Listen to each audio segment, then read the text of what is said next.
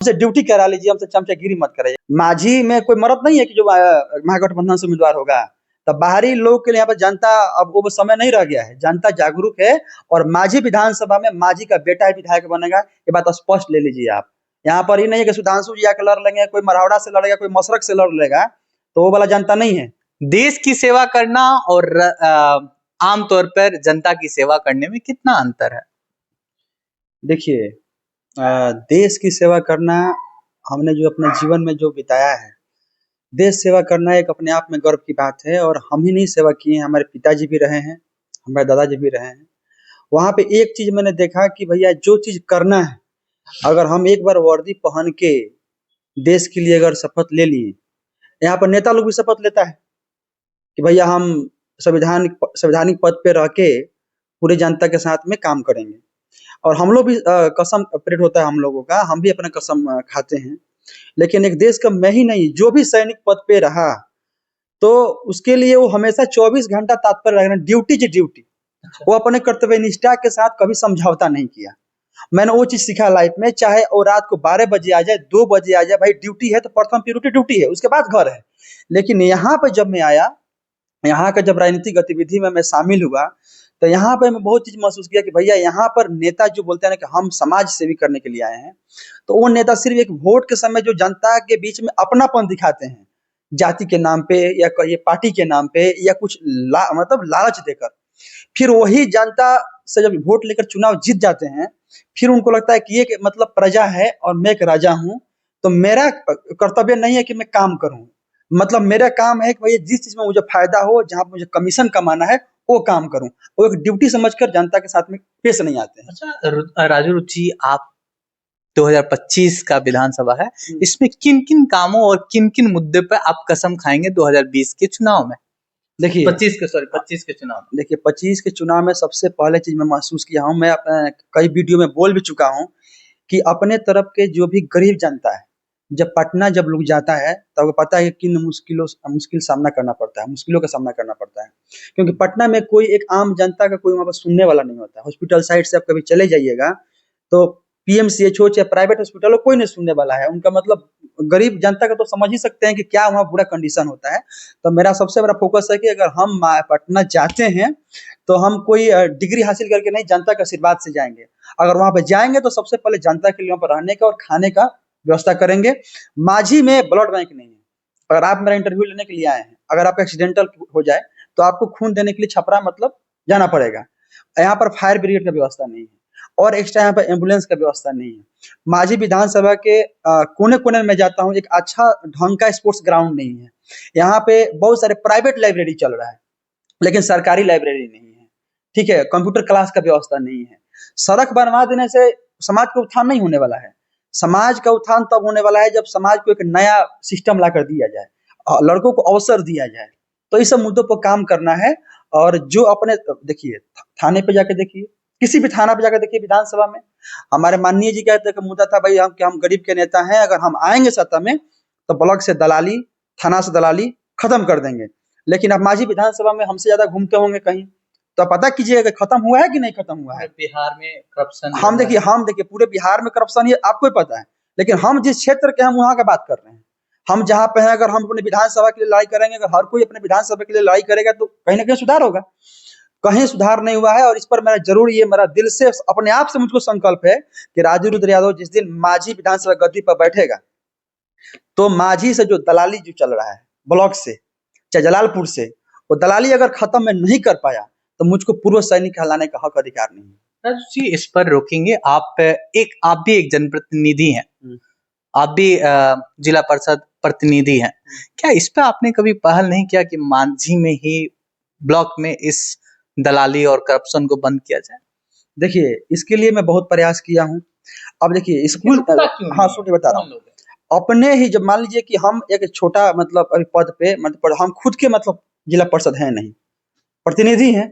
दूसरा चीज में उसमें क्या होता है कि जब हम किसी चीज के लिए फाइट कर रहे हैं और ऊपर से कोई चीज फाइट को मेरा रोका जा रहा है, जैसे कि आप देखिएगा यहाँ पे उत्तर टोला में एक स्कूल है, कपिल देव सिंह स्कूल शायद, वहां पे हम गए थे जब विजिट करने के लिए। वहां पे टीचर के खिलाफ, टीचर कहीं और है, वो गोना माझी गोना है, वहां पे उसका स्कूल है होली किड्स स्कूल, वो वहाँ का प्रिंसिपल है वो चला रहा है प्राइवेट स्कूल, और अपने जगह पे किसी दूसरे बंदा को रोक स्कूल चलवा रहा है।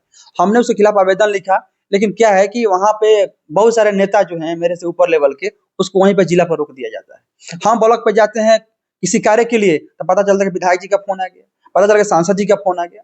तो बहुत सारा मुश्किल अभी है जो हम लोग उसको चीज को चाह के भी नहीं कर पाते हैं। तो समय का इंतजार है, अगर उस चीज होगा तो आर पार लड़ाई लड़ा जाएगा। अच्छा, मांझी विधानसभा है, यहाँ पर बाहरी कैंडिडेट जो कहा जाता है, आपने कई वीडियो में कहा कि बाहरी कैंडिडेट राजद का टिकट मांगना चाहते हैं, और मांझी का बेटा उम्मीदवार क्यों नहीं, इस पर हम क्या सोचते हैं आप? देखिए, मेरा लड़ाई ही इस सिस्टम के खिलाफ है। आप मेरा वीडियो देखे होंगे, हम इतना ही मांझी विधानसभा के आवाम से बोल रहे हैं कि भैया टिकट उसी को मिलना चाहिए जो सिर्फ 5 साल जनता के लिए, मतलब जैसे फौजी ड्यूटी करता है ना, उस तरीके से ड्यूटी करे। अगर हम देखिए, हमारे लिए आदरणीय है लालू जी, हम उनको भगवान मानते हैं, तेजस्वी जी हमारे बड़े भाई हैं, लेकिन दुर्भाग्य यही बात का है कि हमारा जो समाज है, जो दलित समाज है, पिछड़ा समाज है, जो राजद का समर्थक है, पार्टी को क्या लगता है, पार्टी को नहीं, जो पार्टी के कैंडिडेट हैं उनको क्या लगता है कि भैया चलिए हमको कुछ नहीं है, हमको लालू जी से सिर्फ टिकट ले लेना है और लालू जी के नाम पे वोट लेकर हमको राज करना है, जनता से कोई लेना देना नहीं है। तो इस सिस्टम के खिलाफ तो लड़ाई लड़ना पड़ेगा ना भैया। आप लालू जी के नाम पर कब तक विधायक हम बनाते रहेंगे? अगर आपको विधायक बनना है, लालू जी से प्रेम है, तो आप 5 साल पहले से क्यों मेहनत नहीं कर रहे हैं? आप इंतजार कर रहे हैं उस दिन का कि हमको टिकट कब कन्फर्म हो जाए। टिकट कन्फर्म हो जाएगा तो हम पूरा 10 को 4 व्हीलर लेके घूमना चालू करेंगे और भौकाल टाइट करेंगे कि हम लालटेन लेकर आए हैं लालू जी का, हमको वोट गिराइए।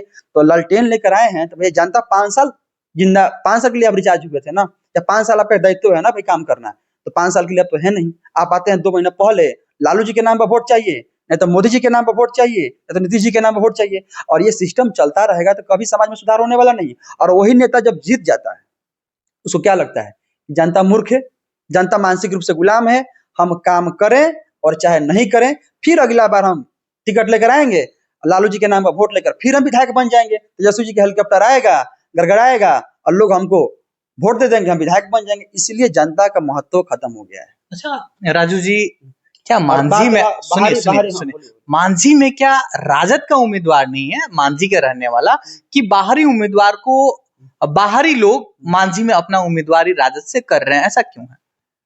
देखिए, जो लोग इस गलत फहमी पाल के रखे हैं, आप कहीं सुधांशु रंजन के बारे में बात कर रहे होंगे, ठीक है, तो सुधांशु रंजन जी को एक बार एमएलसी में टिकट देकर राजद देख लिया है।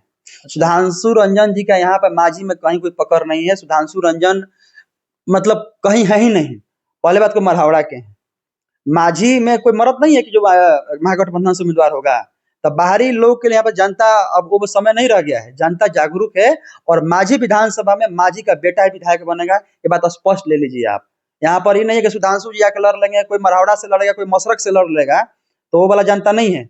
जनता समझदार है, मांझी का बेटा और मांझी का ही काम करेगा, और मांझी का लड़का ही मांझी का विधायक बनेगा, ये बात आप जान लीजिए। मानते हैं? मानते 100% मानते हैं। बाहरी को राजद टिकट देता है तो नहीं, तो इसके लिए तो हम लोग लड़ाई लड़ ही रहे हैं ना, लड़ाई लड़ रहे हैं। अगर ऐसा चीज होगा तो उस पर हम लोग देखेंगे, जनता के दरबार में जाएंगे हम लोग, जनता से हमारा कोई नहीं ना है।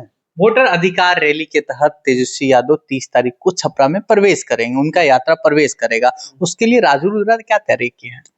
तैयारी क्या, हर युवा तैयार है। तेजस्वी जी अगर आएंगे छपरा के पावन धरती पे, तो हम लोग उनका स्वागत करने के लिए कोई कसर नहीं छोड़ेंगे। हमारा भी दल बल रहेगा तेजस्वी जी के स्वागत में, पूरा हर युवा तैयार है। मतलब वो कसम जैसे होता है, परेड होता है आर्मी वाला, वैसा परेड करके दिखाइएगा कि जो नेता वाला परेड होता है वो दिखाइएगा? देखिए मेरा शक्ति प्रदर्शन कौन सा? नहीं, देखिए मेरा सबसे बड़ा कोशिश है कि भाई अपने बड़े भाई हमारे आदरणीय तेजस्वी यादव जी आ रहे हैं, तो हम जितना सक्षम हो सकते हैं, जितने हमारे भाई का सपोर्ट मिलेगा, बेहतर से बेहतर हम चीज करके तेजस्वी जी के सामने रखें। उम्मीदवार होंगे इस बार? उम्मीदवार तो हम क्या बोलेगा, हम तो जनता के दरबार में जा रहे हैं। तेजस्वी जी ने एक बात बोला था कि जो जनता का चक्कर लगाएगा हम टिकट उसको देंगे। ये बात हम नहीं बोल रहे हैं, ये तेजस्वी भैया जी बोले हैं। अगर इस बात पे भैया कायम हैं, तो हम दिल से बोल रहे हैं कि एक बार इस चीज को एक बार सर्वे कर लिया जाए कि राजू रुद्र यादव इतना चक्कर नए उम्मीदवार में कौन लगाया है।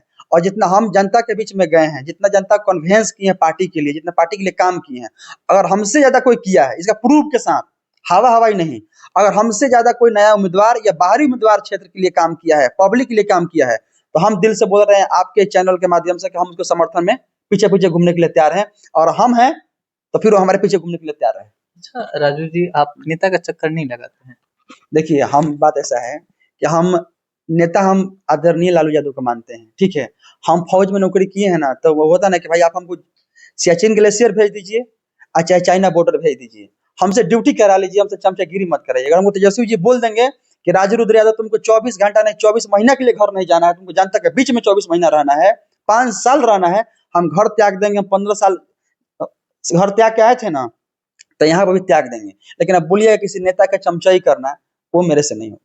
हम पार्टी के लिए मर जाएंगे, मिट जाएंगे, लेकिन चमचागिरी हमसे नहीं होगा। कैसे आज तक हमारे खून में ही नहीं चमचागिरी करें।